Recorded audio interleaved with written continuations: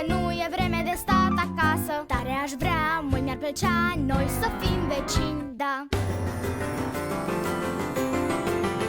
E un loc frumos cu entuziasm, un loc frumos de basm. Haide, te aștept să vii și tu. Hai și tu.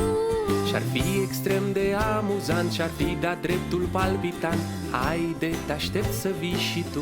Hai și tu. Și amici de vom deveni, visul ți se va împlini. Zâmbete și bucurii oriunde tu vei găsi. E un loc frumos, e un loc drăguț, chiar dacă îți pare că-i micuț. E cartierul lui Daniel Tigruț.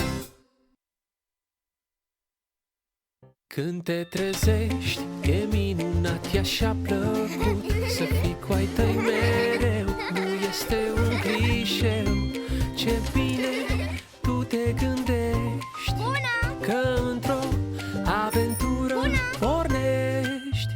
E minunat, ce bine, amicii-s cu tine. E așa de frumos. Mai mult veți ști când am să mă întorc și eu vă voi povesti doar lucruri noi o să descoperim zi de zi. Revin cât ai clipi.